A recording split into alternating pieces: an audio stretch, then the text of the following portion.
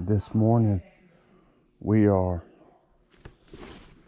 nice attic space. Not the greatest access right here, but we are changing this evaporator coil. So I'm fixing to get started on that. I've got it recovering outside. I'm fixing to cut this loose. Alright, this has been replaced before. This drain goes in the bottom. If it's at all possible to save this elbow and reuse it, that's what you should do, because they don't make those elbows anymore.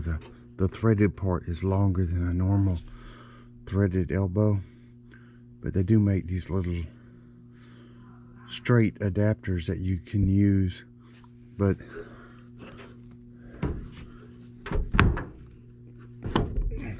it looks like with this I just need to move that board down there and I can unscrew it.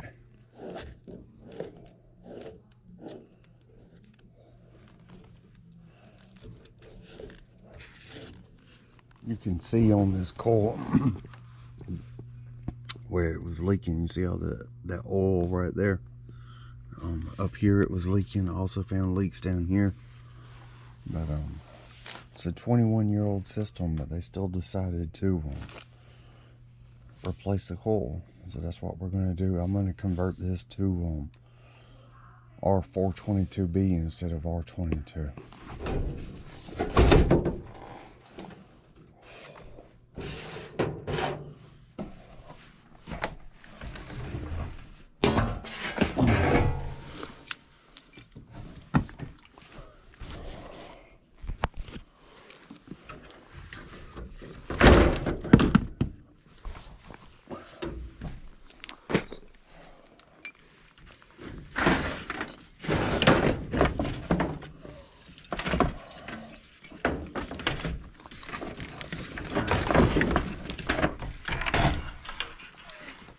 These are the adapters that they send with these coils for the drain.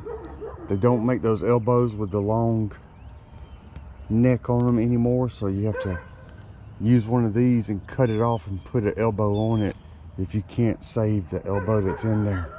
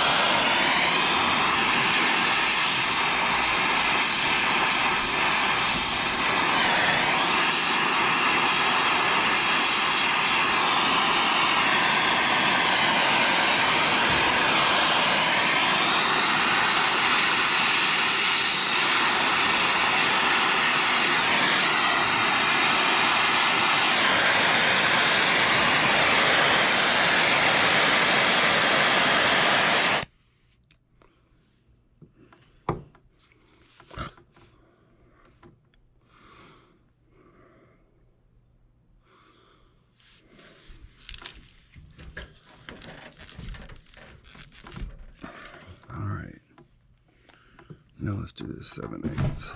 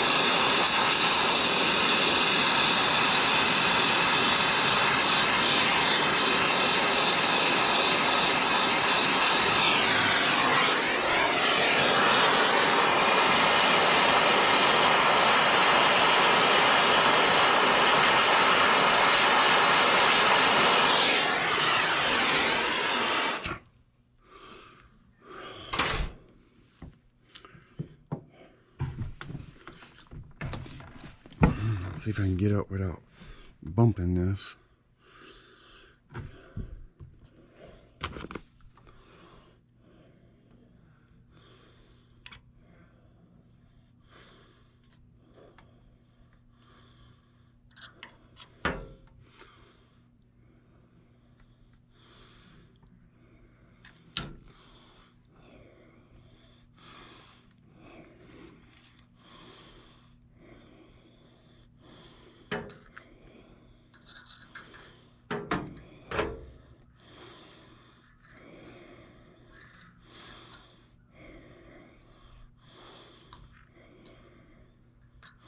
All right, time to pressure test it. All right, we got about 200 PSI on it.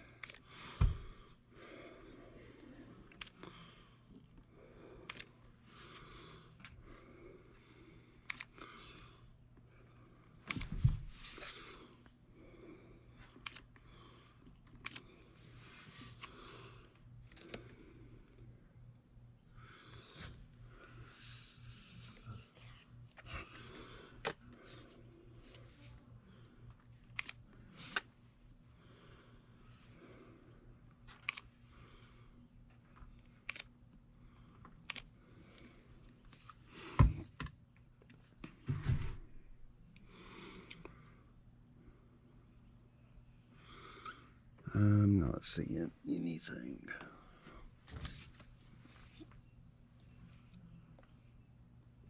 I think we're good. That this thing had very little Freon left in it. If y'all saw that leak, it was leaking bad.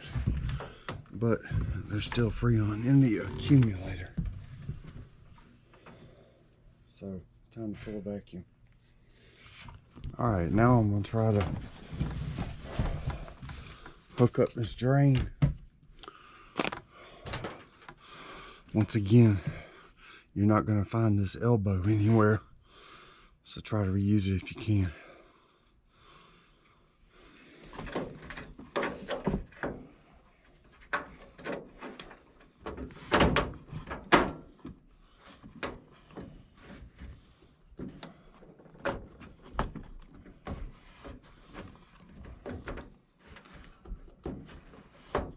All right, that felt like that was getting tight, so I'm gonna leave that there.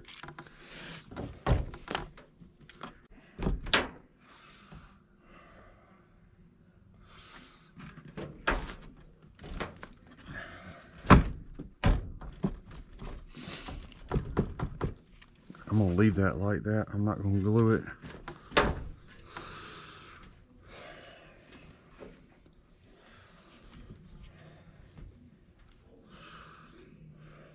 I much prefer the ones that had the drains that came out right here along the bottom.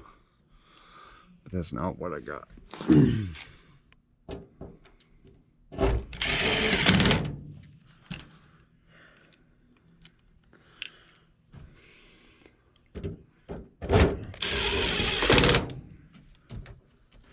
See if we can't tape that up a little bit. Other than that little bit of tape right there, we're done up here.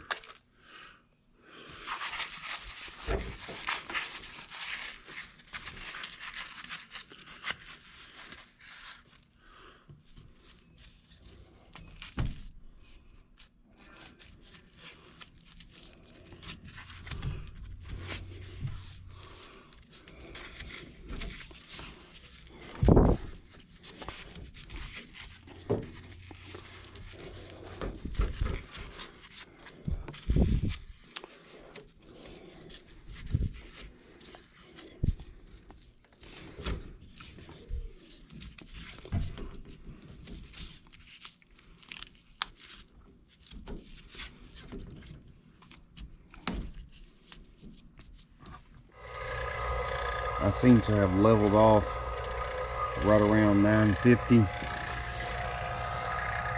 This right here is kind of cool to the touch, and so is the accumulator. So that tells me I'm boiling off some Freon in the line set, and in the accumulator is probably oil trap Freon there. So all I can do right now is wait, unless I'm going to heat that up, and I don't really want to do that. Alright, I valved this off, and it's held right there for like 20 minutes. So I'm fixing to charge this thing up. Alright, what I didn't show at the end of that last video was the problems I was having with my vacuum pump. Now, I've had that same vacuum pump for 11 years. And recently it's been taking a long time to pull down into a deep vacuum. And today, a system like that, a 4-ton system, when that vacuum pump was new, would take me about 5 minutes.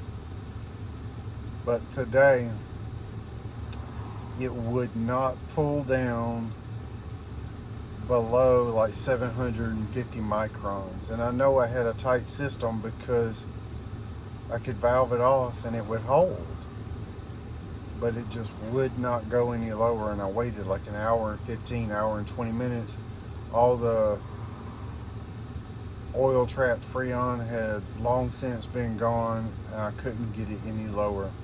So today I bought a field piece VP85. It came highly recommended,